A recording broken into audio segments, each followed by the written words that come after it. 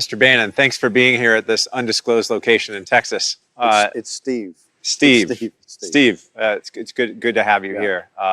Thanks for being here. Glad to be here. Excited. And you're here very specifically to talk with me about something that you and I study very intently, and it's China. Yep. And I'd love to just start right off the bat with asking you, what do you think China's true intentions are in their grand strategy? What is their grand strategy? The grand strategy is very simple. It's to be a hegemonic world power. I mean, you can see through One Belt, One Road. You can see through Made in China 2025. You can see through everything they're doing, their strategy of being like the East India Company in Sub-Saharan Africa, what they're doing in the Caribbean, now what they're doing in Latin America, the economic war, what we call all forces of government, right? All areas of government focus on the economic war against the United States, their military buildup, they're basically trying to close the South China Sea. It is the most geopolitically ambitious strategy we've ever seen. Let me be very specific. There are three great theories of geopolitics. You've got Mackinder's theory of the Asian landmass. You have Mahan's theory of cutting off the choke points of the world's oceans. And you have Speakman's theory of keeping your enemy off of the Asian landmass. The Chinese are the only power in world history to ever try to do all three simultaneously. You know, Napoleon and Hitler and others tried to do the Eurasian landmass. Others, the British and the American empires, the British Empire and the American system we have today is built off Mahan's naval strategy, and then Speakman's is one from the early 20th century. What China is doing is with One Belt, One Road, trying to basically connect the old Silk Road all the way up to Italy. As we saw in the paper today, the Italian government, the guys in the five-star, De Maio came back from Beijing. They had a huge thing about, hey, we want to end the One Belt, One Road in Italy where Marco Polo essentially left. We had a vote this week in the Maldives which really rejected what they're trying to do in the Mahan strategy of taking all the naval bases and choke points throughout the world. And then Speakman, what they're trying to do is force the United States, which has been a Pacific power, off of the landmass through what they're doing in the South China Sea, what they're doing around Taiwan. They want to push us back to Guam. So listen, they're the most, people have said for years to kind of cover this. A lot of the Wall Street and City of London and Frankfurt crowd have kind of said, oh, well, they're not territorially ambitious. They've never been an expansionist power. Well, they're a geopolitically expansionist power, and it's quite extraordinary what they're doing and doing it at the same time. And do you think that their kind of, let's say their newfound economic greatness or their perceived greatness post-financial crisis, they always believed they were kind of a second-rate power financially going into 2008, and the world seems to believe that they were the engine of the world's growth from 2009, 2018. Is it that economic growth that they build their geopolitical assertiveness on, in your opinion? Listen, I think it's since time immemorial, the access to the Chinese market, kind of this mystery of the Chinese market, has always drawn in the West, right? Whether it's the British coming there at first with the East India Company, or later the China, schooners from the United States, right? The China trade. It was always this thing about China. What we've seen, and I happen to believe that the Chinese economic system is built on a house of sand. And I think it's going to lead us to a greater financial debacle than 2008 ever was, in the same culprits, the exact same culprits that led to the financial crisis in 2008. The investment banks, the commercial banks, the hedge funds, the government entities, right? The same elites that led to that financial crisis and got bailed out and had no responsibility, no accountability, have been the same exact actors that have exacerbated this situation in China. And so, yes, the reason the world's elites, the party at Davos, the people on Wall Street, what I call the IR departments of China, which are the investment banks, particularly Goldman Sachs and some commercial banks, the lobbyists for China, which is basically the 25 or 30 largest corporations that deal in China today. They're lobbyists in Washington, D.C. These are all, and by the big private equity guys like Schwartzman, these guys, they're all going to have to be held accountable for what went on in China. What China was able to do in basically coordination with the elites in the West was deindustrialize the industrial democracies of the West, both Europe and the United States. That's why Brexit and 2016 are inextricably linked. What it is the exporting of Chinese overcapacity and Chinese deflation in basic industrial goods. And so China has, and from the Chinese point of view, it's been quite brilliant. They've essentially taken 350 million of their people from kind of working poverty to middle class, and 400 million people from abject poverty to working poverty. So essentially 2/3 of their population, because their population I really think is closer to 1.3 or 1.4 billion than what they say in 1.1. So what they've done is heroic in 30 years, okay, from a strategy point of view. But that has been exacerbated by the elites in the West who basically kind of financed it and brought it along. In fact, the reason Trump was, I think, so special, he said, hey, this is not the way the world has to be. It could be very different. We've basically financed the rise of China. We've built China. And all he heard for years, and what you heard for years is, no, this is what I call the second law of thermodynamics, or this is an immutable law of physics, the rise of China. And what Trump says, no, this is through human agency. It's the commercial banks, the investment banks, the corporations, the kowtowed to the Chinese regime. And one thing I want to make sure, Kyle, I get up in front, this is not about the Chinese people. I served as a naval officer over in China in the Western Pacific in the 7th Fleet on a destroyer in the mid-70s. I think 76, 77 is the first time I went to China. I've been involved in China virtually all my life. I've owned businesses over there. I've lived in Shanghai for a while in the French concession. I have a great, not just admiration, but a deep love for the Chinese people. In fact, they have a saying over there called old 100 names, which is basically the common man, because there's 100 last surnames in China. So old 100 names is essentially the deplorables, right? And those in the old 100 names is a sense of common decency, their grit, their determination. What they've been through as a people is nothing short of heroic.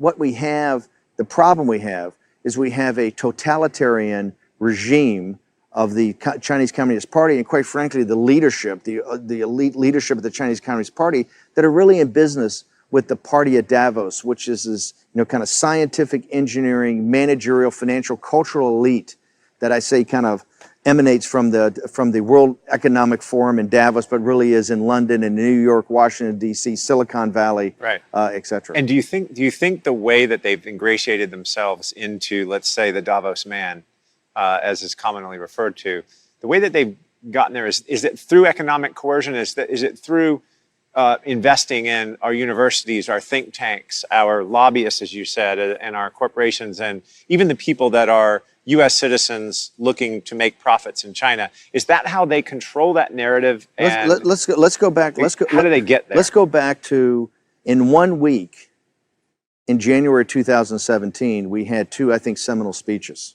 Okay, we had the Davos speech of President Xi, okay, which was the high hosanna to globalism. Yeah. And it was, to me, repulsive. Repulsive. How the mainstream media and Davos man just sat there and bought it all and said, what a great leader, what a great humanitarian, what he's going to lead us through about climate, on the world's environment, what he's going to do, for globalization or for the economy. And then you saw Donald Trump's inaugural address was, I think, 3 days later, in which he said, hey, we're getting back to the nation state. And America is going to start to focus on our sovereignty, and other nations should start thinking about their sovereignty. But this globalization and what's coming out of Davos is stripped our sovereignty from us, and we're going to reassert that. And 2 years later, which happened this week, was Mike Pence's speech about the new strategy of the United States, which has really been going along for quite a while, which is now kind of engaging China, right? An engagement with China, but not like Henry Kissinger and not like the Thucydides trap crowd. And I know you did this seminal interview with Graham Allison, but not what those guys want, which is to kind of us stumble along and play along with China. This is, this is a direct confrontation with China to say, we're not going to take it anymore. You've been in economic war with us, and we're going to reassert us. Your question about how they ingratiate themselves, they're the guys who wrote the biggest checks. Right. They wrote checks to the universities. They wrote checks. They've essentially bought off the City of London and Wall Street and the corporations. You just know. I say this in a sense of kind of anger. The great investment banks in London and in New York became the investor relations department for this regime, okay? In the pursuit of profits. In the total pursuit of profits. Yes. And corporations became their lobbyists. When Li He's deputy came to the United States about 4 weeks ago, when they had this kind of last round of trying to put something together in the trade deal, there wasn't much going on, but he sent his deputy and a small contingent to see Steve Mnuchin and the guys at Treasury. They went to, the very first stop they made was to, the day before they went to Treasury, they stopped and they had a meeting with, I think it was 15 or 20 large corporations, the heads of government affairs, and I think the presidents, not the CEOs, because the guy wasn't high enough. And he basically said, hey boys, you have a problem, right? And you have to figure out how to help us fix it, okay? Another thing, they had, Wang Qishan announced this kind of financial advisory panel. Being on their back foot by the Trump strategy, they kind of said, hey, we need a financial advisory panel to help us understand what the United States wants, what the United States needs. And it was named, Paulson and Schwartzman and all these characters. And it's interesting. When they need somebody to kind of come over and, help intermediate with the United States, they go to the same guys that have been profiting on this. My understanding is that people came back and said, hey, the UN General Assembly is happening. It's opera season in New York. My schedule's full. And Wang Qishan said, hey, boys, I don't think you're listening. We're having a meeting. I want everybody to show up. This is general quarters. And so, no, I think when we look back on this, it's going to be, people are going to be absolutely stunned when they see how the elites, right, of the Western democracies and the United States went along with China and exacerbated a situation when it was quite evident they were at economic war with us. Yeah. Going back on this one issue, the way that the influence is being pushed through the corporations, we at our firm know that there are there's a couple of handfuls of corporations that each have more than $1 billion in capital that they're trying to get back from China, and they've been unable to get a dime out of China since November of 2016, when China closed its capital account completely. When you were in the administration, did you interface with any of these companies that were going through a lot of, pardon the pun, red tape, trying to get their money out of China? Listen, the very first thing. Did they come appeal to you? Yeah, I think this will be a big shocker to people. Remember, when Trump won in a complete, upset that nobody saw coming, and particularly you have this post-war, liberal, democratic, rules-based order, okay? The Chinese have done nothing but game the system from day one on every set of rules. The rules are what they determine they are, okay? And nobody calls them on it because everybody thinks they're too weak. And so in the corporations, I think until the corporation's afraid to call them on it? Absolutely. Because they know if they say 100%. That we can't get our money out, they shut their business off? They'll be shut down. There's a quid pro quo? Shut down. They absolutely fear it. Look at when they came back on this whole, by the way, on the entire situation with the tariffs, and tariffs are just not about tariffs and not about protectionism. That's why Trump's done it at such a scale. Remember, before Trump got here, people were talking about $25, $30 billion of tariffs. It was like, oh my God, that's so huge. Trump's program is $500 billion in tariffs, right, to tariff goods, because he knows the Chinese can't respond. Correct. And here's why they can't respond. People in the United States have to understand one thing. The Chinese look at us as a tributary state to them, and let me explain that. China's been around for 4,000 years, right? They've had good runs and they've had bad runs, okay? But one thing they know, and the reason they're still organized as a nation over 4,000 years, right? They know how to handle allies and they know how to handle bad guys, okay? Now what they've done is they've got this system called barbarian management, and they know how to manage barbarians. The way they manage the barbarians is they take the leaders of the barbarians and they give them a taste of the good life. And you're going to be something special. You're going to get a special deal. Now, what happens back into the tributary state is whatever happens. That's your problem. Right. Okay? So you're going to, in the United States, what they have done for 25 and 30 years is played us as a barbarian state, barbarian management. Okay? They incentivize our elites, and our elites deindustrialize, particularly the upper Midwest of this country. It's the reason Donald Trump's president.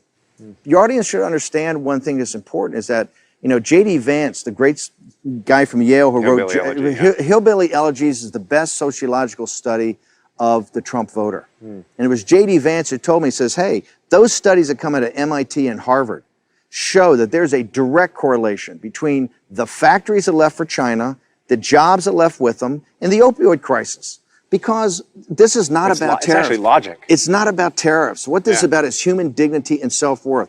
Those factories went, Wall Street made the money, the corporations benefit from it for lower cost, and devil catch the hindmost on the workers. And so this is what Trump is kind of totally reversed. Now, what China sees us as is we're a tributary state. We send them natural resources, soybeans, beef, cattle, Boeing Airlines and Apple products. Oh, excuse me. We don't send Boeing Airlines and Apple products. You know why? Because they forced Boeing to do a joint venture and they forced Apple to make the products over there. So we're Jamestown to their Great Britain. Okay, and that's why the tariffs at the scale that Trump put them up at, they can't respond to. Okay. Well, what's interesting is let's assume we put 25% on 520 billion. We're literally talking about a little over $100 billion. Yes. And I know that's a lot of money. Yes. But our economy is 19 trillion. Yes. It's still not that functionally meaningful to us, in my opinion. Yes. But I do think it's a leveling of a field. To your point, it's converging. They've been fighting a trade war with us since 2001, and we just haven't fought back. Okay. The average compounded growth of the United States of America from 1946, the end of World War II, to 2000 was 3.5%. Okay? It's the reason we became a superpower. That economic engine that was unlocked and grew every year at 3.5% through good times and bad, on average. Yep. Since China joined the World Trade Organization, when they joined, they got most favored nation, the growth of the United States is 1.9%. Okay, 1.9%. And there's a lot of factors to that, but the central beating heart of it is China. That's because we deindustrialized.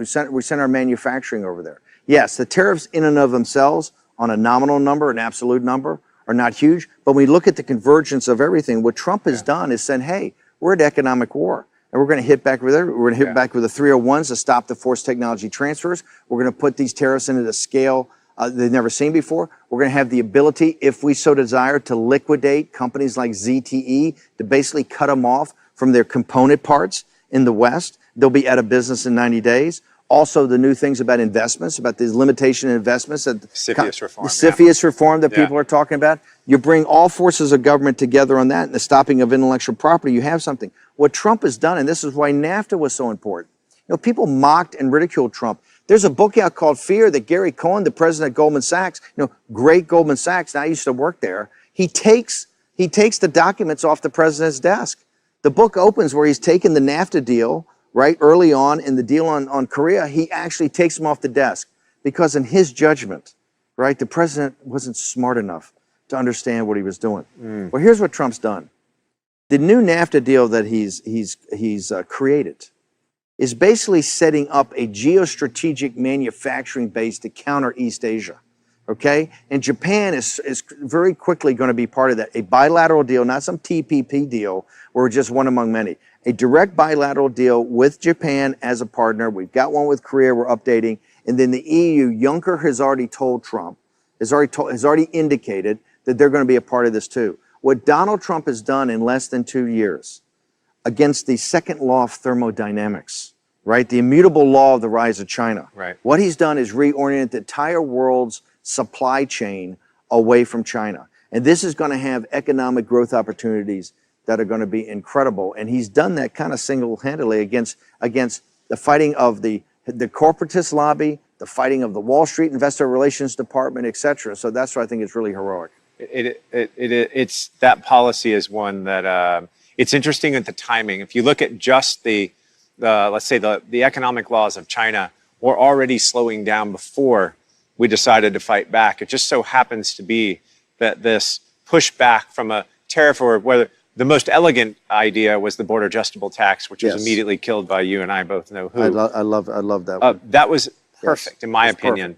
But now, by the way, tariffs are not perfect. I am a huge believer that, and I'm, Paul Ryan and I've had our differences. When he first walked me through that, I said, that's the solution. Exactly right. That's the solution. It's kind of an egalitarian way of going at it. I think, and we all know I got crushed. Yeah. I think that is something that should be brought back up and very quickly in future years. We could do away with tariffs if we imposed a border adjustable tax. Well, by the way, let's talk about tariffs for a second. President Trump, remember at the G7, when he was lectured by his betters, Merkel and Macron on the first day, about this whole thing about tariffs, right? He came back the next day for breakfast, and what Trump told the G7, he said, okay, I thought about it last night. How about this? No tariffs. Absolutely no tariffs, but no subsidies. Yeah. people have to realize, like the White House put out this document, I think it's over 2 months ago now, the 50 things that China is doing in its economic war with us. It's kind of what the United States wants China to stop. That's the deal. You stop that, we're all good. When you look at that, it's not just the tariffs. It's the investment in state-owned industries. Yeah. Remember, they have free land, free electricity, free land. What they've done. Look at what they've done in steel and aluminum throughout the world. Look what they've done with shipbuilding. You can go every heavy industry. They've gutted. They've gutted the Western Europe and they've gutted the United States, and they continue to do that purposely. And they're also, by the way, ZTE showed you this. They have to create, I think it's some number of 11 million jobs a year. They're under enormous internal economic pressure to create those jobs. They can't afford to have 150,000 high value added jobs at ZTE just go away. Same thing with the steel. They're kind of caught on the wheel now. I mean, they're the first to admit they have to keep adding capacity, right? Because they got to keep these guys working. So I think that that's why the Chinese model and all this happy talk that comes from the West about the Chinese model, when you really look at it, and I know you are one of the world's handful of experts that I think it looks at the numbers as they really are and not what people hope they are and not how they're spun by China. Because every number that comes out of China, to me, has to be questioned, verified, trust, but verified. Has to be questioned, verified, and then verified again. You got to get a belt and suspenders. And that's why I think we may be hurtling to another financial crisis driven by this financial model of China that can't withstand, can't stand up on its own. Right. Well, the good news about that is if we're right about China, we're right about their incredible build, their reckless build of credit, coupled with the fact their economy is slowing down, coupled with the size of their banking system, their GDP. If we're right about all those things, the good news is their banks aren't inextricably linked to ours the way that ours were to Europe and Asia's back during our financial crisis. They're not, but you used the word they're reckless. And I think that this is what upsets me about the lack of accountability and responsibility by the world's elites. We just went through the worst financial crisis in history. Not one CEO went to jail, and not anybody significantly gave up any equity, okay? What they did is basically inflate, people got to remember, on September 18th of 2008, when Bernanke and Paulson walked into the Oval Office with Bush, and he sent them up to Capitol Hill, the balance sheet of the Federal Reserve was $880 billion. On the day that Donald Trump took the oath of office, on January 20th of 2017, it was $4.5 trillion. Yep. All we did in the Bank of England, ECB, Bank of Japan did the same thing. And the PBOC. PBOC. What they did is to save the elites, was to turn on the spigots of liquidity. So if you owned assets, if you owned real estate, you owned stocks, you owned intellectual property, you've had the greatest 10-year run in history. If you're a working class schmendrick, you had your wages are flat. The whole burden of it, this is what's unfair, and this is where the anger that's driving the populist movement. The whole burden comes down on the little guy to finance these deficits with his taxes. That's right. And then his kids get sent everywhere in the world to defend this. That's what's got to stop. You use the word reckless. It is reckless disregard of what the elites have done this time. Because all they've done, Chinese banks, look, the American banking system has $19 trillion of assets on it. Correct. And I would respectfully submit, and you're 10 times smarter than me on this, I would respectfully submit that all of those assets are not good, okay? Maybe, let's say 10% or more could be written off today. That's the American banking system. The Chinese banking system, I think, has $49 trillion of assets. That's right. Correct me if I'm wrong. I think 45 trillion have been put on the books since 2008. This is completely reckless. Now, thank God they're not interconnected through the SWIFT system with the rest of the banks. Or through derivatives. Derivatives. Yeah. And by the way, the reason is, and this is another tell, because none of the investment banks or none of the guys want to say, whoa, we can't hook up with China, right? Because they all stop themselves from doing it. They all limited their exposure to it because they understand when it implodes, they don't want to be taken down in the first couple of minutes. That being said, those banks are going to implode. Nobody can put those kind of assets on, okay, and have a great banking system. Yeah. This is a total and complete sham. And in The Economist, in the Financial Times of London, all the elites, all the conferences they have. You had Richard Haas on this morning on Morning Joe. Richard Haas from the Council of Foreign Relations. And all he's doing is beating up Mike Pence and Donald Trump from Pence's speech last night. You know what he's saying? He's saying, hey, all my Chinese colleagues, all my buddies in China, they're telling me they don't know what the United States wants. they came over here. They want a deal and they want to be our partner, but we keep moving the goalposts. That is reckless for him to say that. Yeah. He fully understands what the issues are, okay? And he sits there on a general news show in the morning that, basic voters watch and starts putting this stuff into the mind. Is unacceptable. I got to tell you, Kyle, that's what I think what you're doing here, what you're doing with your work and other things. There are a number of people like yourself that are sitting there going, this can't continue. And people are going to be held accountable for this. If the elites think they're going to skip on this one, it's not going to happen. The reason Donald Trump's president, the reason you're seeing these populist revolts, whether it's in Italy, Germany, France, throughout the world, in Brazil this weekend, okay, in Argentina, in Pakistan, is the reason is the little guy is fed up with a group of elites that know better, right? And to take care of themselves, they will play ball with anybody. You're right. And when you talk about the Chinese banking system, let's assume that it has to restructure. What they'll do, they're very smart. The people that run the PBOC and SAFE. Let's talk about this. Here's how smart they are. When we went over with Trump's visit, remember, they didn't make any other changes. They weren't going to let us in on anything else after that, except they would open up the finance sector. Says the spider to the fly. Exactly. They've already wrecked their financial system. Oh, but we'll open and it up now you can invest. Now right? you can invest. Why does the world not see this, Steve? The world absolutely sees this. They're starting to see it. Hang on. No, Kyle, the world's economists are just starting to see this. No, Kyle. You are much too kind. You're a good man, okay? You've got to call it like it is. It's bullshit. Okay, they know exactly. You're telling me the guys in the Wall Street Journal, the Financial Times of London, the Economist, these smart guys in these think tanks don't know exactly what's going on? Some moron like me can look at the balance sheet of these banks and say, hey, guess what? I think we have a ticking time bomb, right? But you know what they say? But it's China. That's what I hear all the time. I agree with you, but it's China, so we're going to keep writing what we write. Yeah. That's got to stop. China must be, okay, we cut a deal with them in the late 90s. Remember, you had a spectrum back then of the China cheerleaders, the rational accommodationists, and the hawks. Okay, so let's talk about this. Back in 99, that was the pitch from the appeasers. And people have to understand it's both political parties. This is not about ideology. This is all Democrats and Republicans, okay? Yeah. When they're talking about China, they're just trying to figure out how to get more money in their own pockets.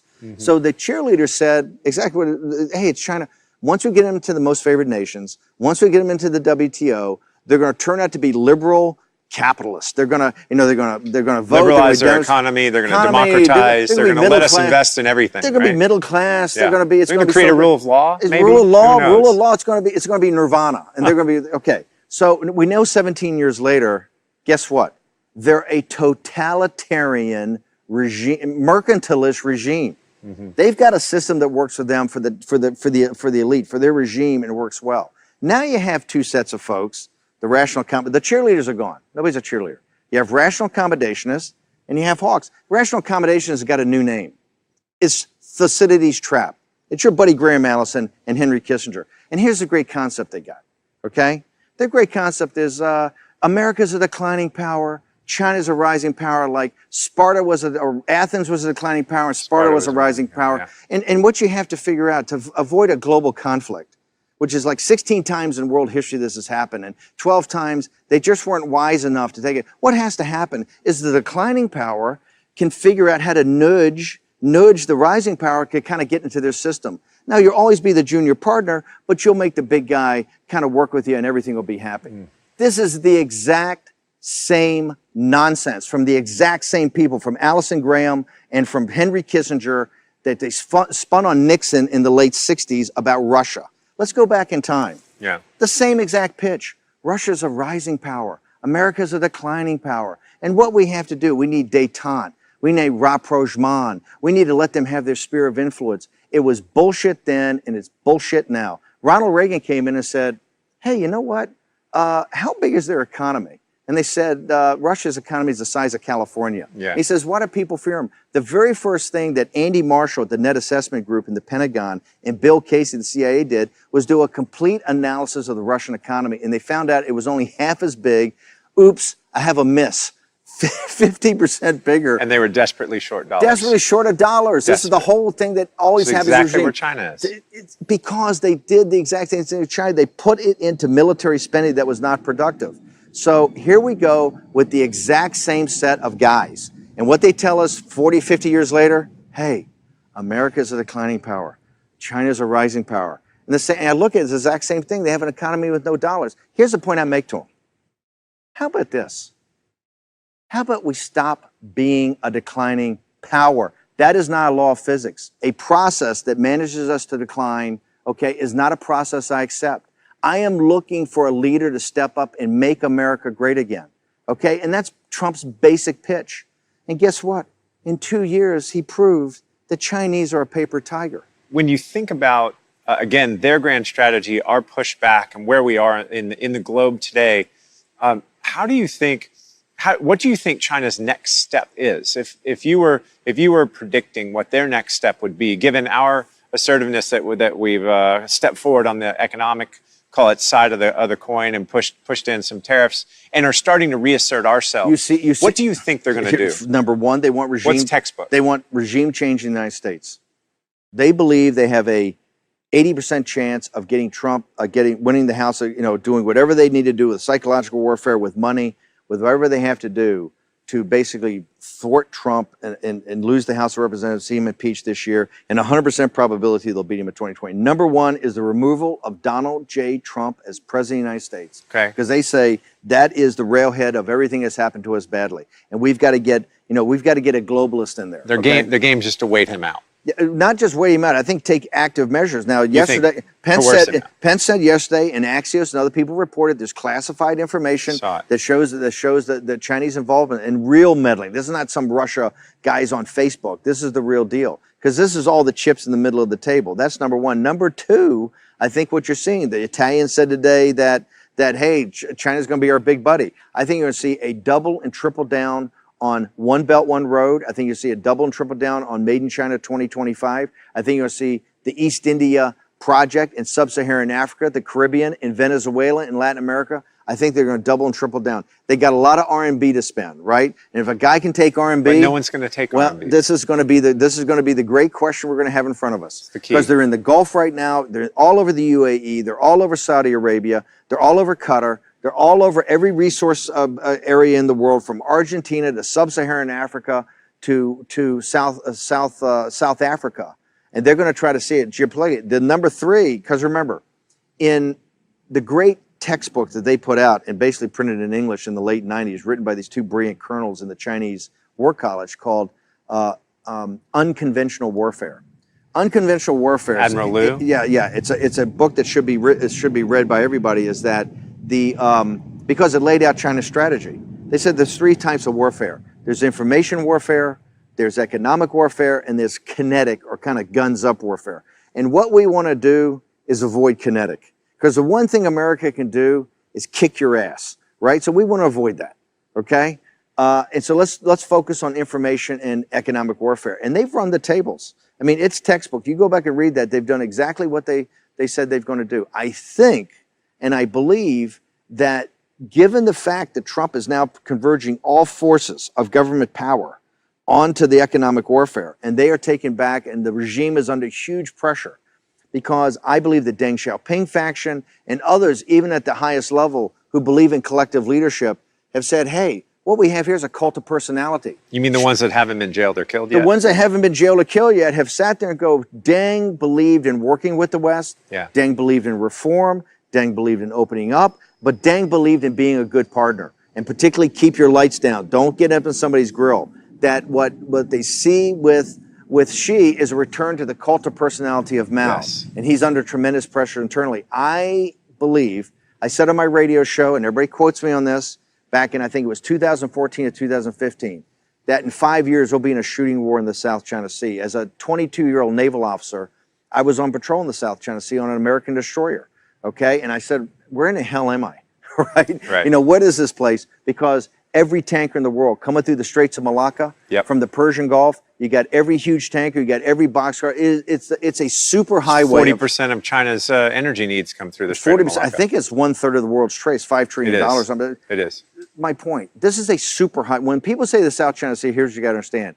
It's a super highway of commerce. The biggest ships in the world, 24/7, 365 days a year. What China did And they came to the Rose Garden in 2015 and looked the American people and the American president lied to them. They built essentially 7 or 8 stationary aircraft carriers. They call them reefs, or these are stationary aircraft carriers. Mischief Reef, Scarborough Reef, all these. Yeah. These reefs are basically aircraft carriers. And what they've done is they put fire control radars, search radars. They've got combat planes on them. I mean, these things go 10,000-foot runways. So so the United States. Why did Obama?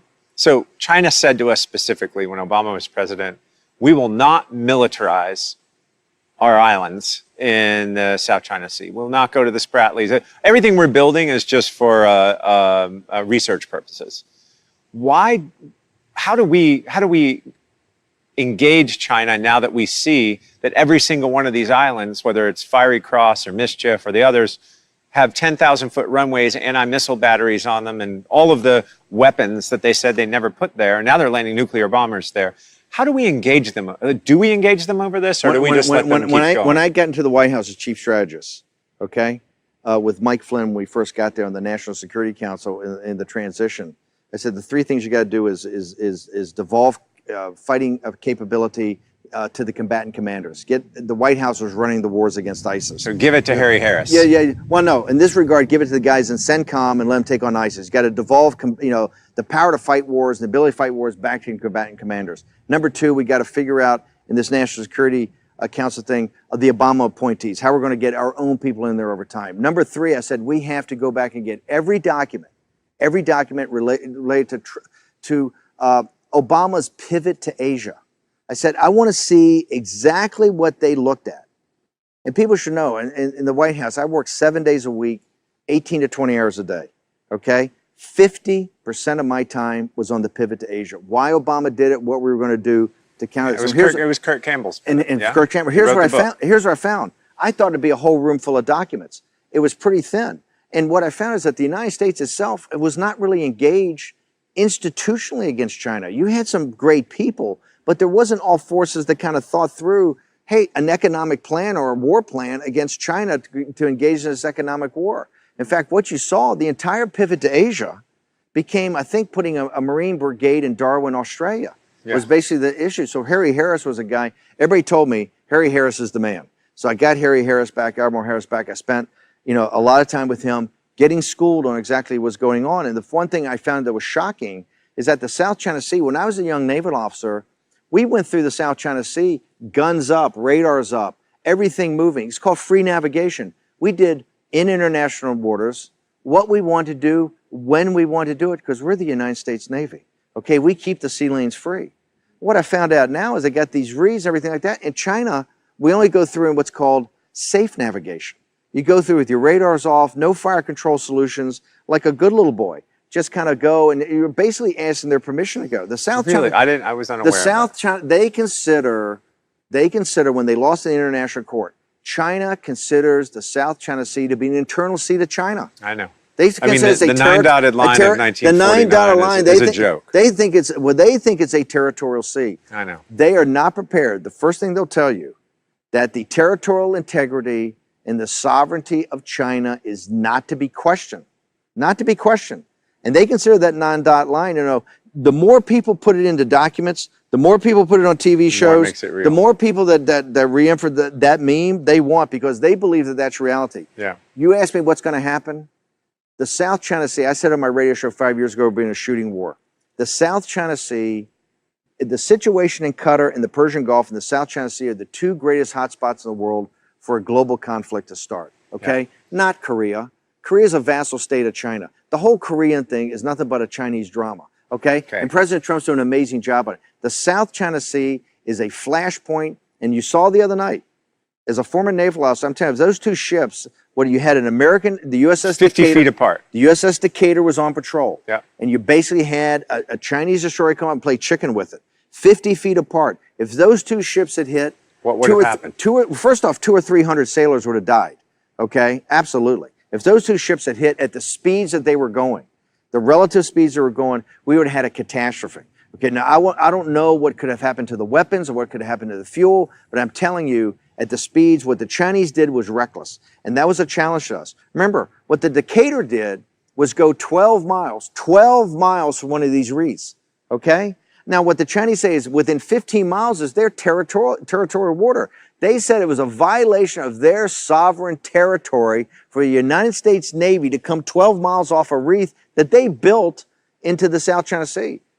My recommendation is I think the President of the United States, Donald J. Trump, who to me has been very even-handed with China and really, tried to build a relationship.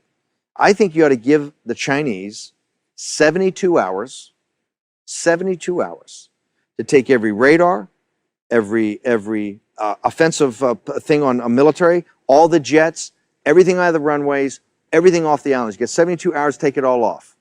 And on the 72nd hour and 1 minute, the United States Navy is going to go in there and take it off for them.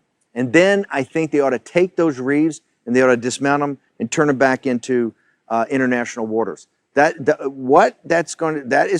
the United States is provocative by putting the United States Navy back into the South China Sea to keep the sea lanes open.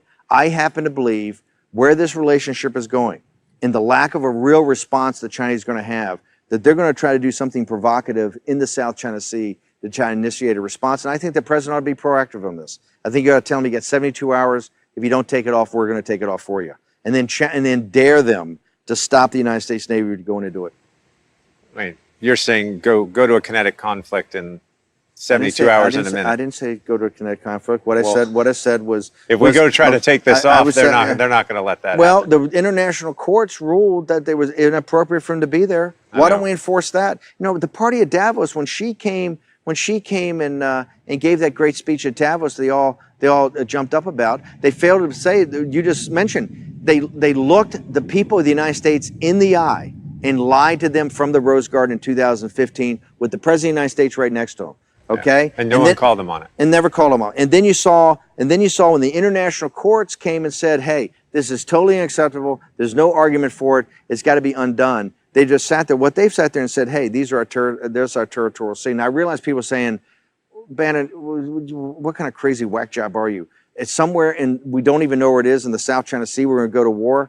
People have to understand the global economy, and I'm a nationalist, okay? But the health of the American economy is based on trade. Populists and economic nationalists are not anti-trade. They're anti this radical concept of free trade when you're trading with a totalitarian mercantilist society. Right. What Trump wants and what he said from day one is fair trade and reciprocity. Okay, reciprocity. And I think now we're going to get down to it with China. China's going to have to understand that Donald Trump is never going to back down on this. Yeah. Okay, he's a fair man. Okay, he's a decent man. He's tried to work with them. But the days of the United States being pushed around with this are over. Well, let me ask you a provocative question then. If we were to go How we get any more provocative? I said we're going to war in the South China Sea. It's just the derivative of that. If we're just going even more. Along here I'm actually just going the other. It's equally as provocative. Okay. What if we were to just take our 7th Fleet and go home?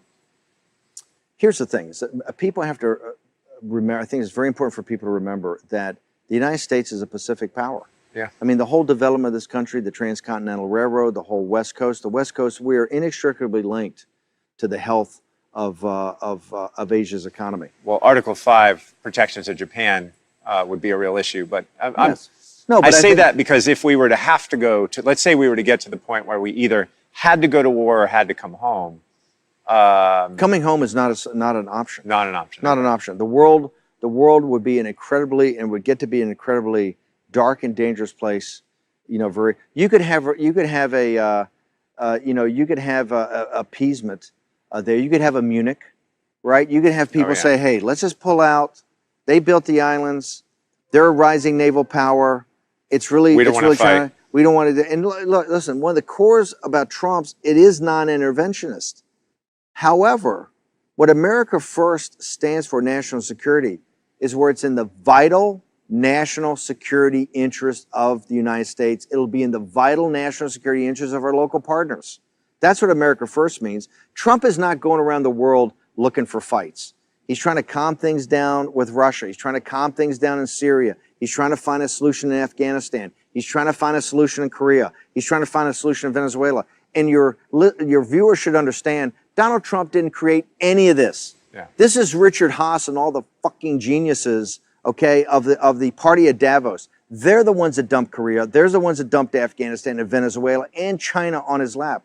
What Trump is saying is that America first, our allies will be in their vital national security interests either. And you can go around and talk to Singapore and Thailand and Indonesia and Australia and ask them, hey, does an American naval presence in this neighborhood a good thing or a bad thing? Yeah. And they will tell you, no, it's a vital thing. We need America, and we need America here, because if we lose the South China Sea, we will lose any type of commerce, trying to control the whole place. And the Chinese understand that. That's why they're trying to push us out. And they're starting to already have the psychological warfare of exactly that.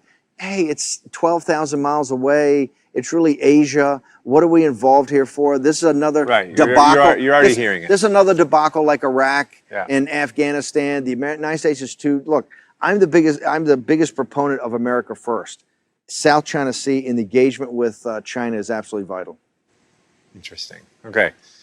Let's go to one other. I have two more questions for you. One is why has the U.S. not had a people management process in the U.S.? And what I mean by that is, you read the DIUX report, they call it declassified, or actually never was classified, Defense Department report on the infiltration of China into our research universities and our labs. And our weapons labs. Weapons labs funded by DARPA, the Air Force. And why haven't we put into place a proper people management process? I want you to go back, because I don't think people understand these reports. These reports are essentially declassified reports that showed that the 300,000 students that are here on student visas, right, and the 10,000 contractors that we have in the weapons labs that, up to, I think it's 2/3 could be intelligence assets, right? And some percentage are intelligence officers or agents. And they're working in our labs. They're working in our labs. This is on weapons technology funded by our government.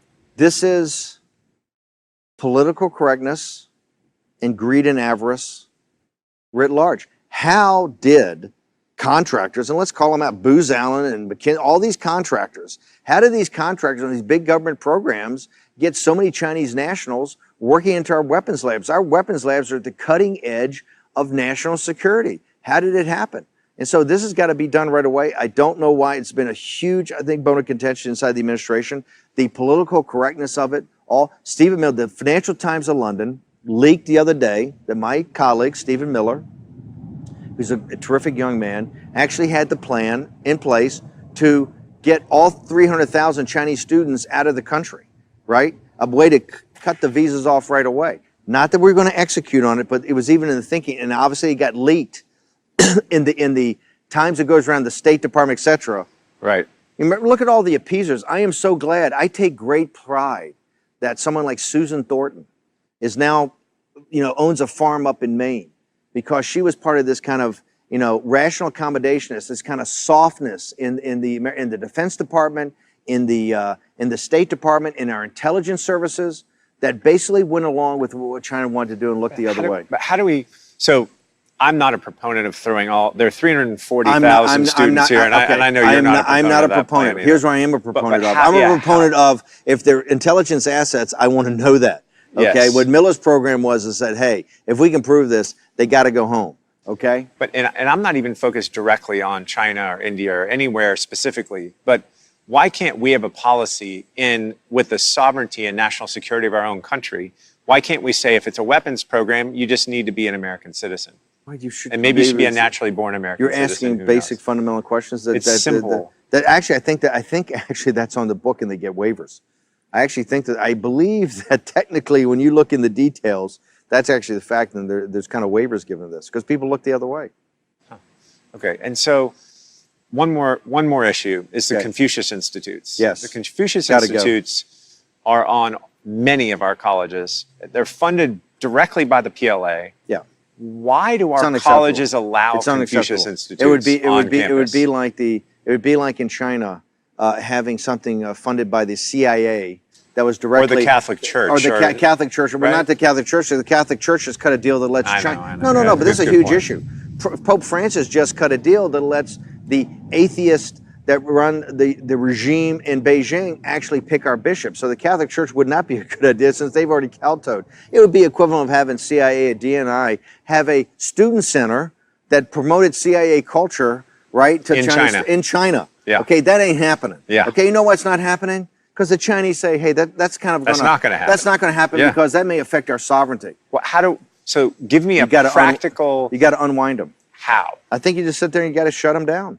Okay. Right. I don't think there's any way. Under what law? I think. Hang on. This whole thing about people are saying, oh well, they're not that bad. They're pushing culture and they're helping students learn Mandarin. Hey, they're financed by the PLA. They have server rooms in the Confucius Institutes. What the F's going on? All this is going to be a shock to the American people. Here's why the American people don't know this, because nobody reports it. Has 60 Minutes ever gone and done a Confucius Institute? They should. Yeah, but they should have done it 20 years ago. Yeah. The reason this is coming up is there are people now fed up with this, and that's why in this Trump movement, it was Donald Trump, and when he came to the government that changed it, that now other people and other voices are coming up, and you're seeing a real pushback. But to allow this to happen at our universities, let's be brutally frank. Why is it always Hudson Institute that's having Miles Kwok, or last night Mike Pence, Dr. Pillsbury's there? Why is it always Hudson Institute? Why is it not the other institutes having these kind of Well, because conferences? China has paid many of them.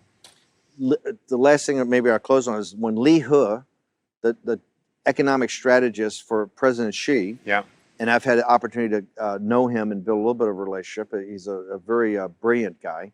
When he came to do the major negotiation that didn't work out, I think it was in June of this past year, he came, and the very first day, he didn't go to the White House at first, he didn't go to Treasury at first. He shows up, and the very first day he spent on Capitol Hill with the quote-unquote free traders in the Republican Party. Remember, President Trump's, the greatest blowback he got on this was the Republicans. Yeah. It was the Republicans that went crazy. Oh, you got to do free trade, you got to do free trade. All the nomenclature that we've been using in regards to China has always been dismissed as, oh, that's just China, okay? And so all the nomenclature has just been happy talk. And the words don't really mean what they are. And it's people like yourself, it's people like Miles Kwok, it's people like Dr. Pillsbury that are now starting to question this. And I think you see this whole thing that from quote-unquote engagement to conference, what they're pitting us on now, the new thing is that engagement versus confrontation.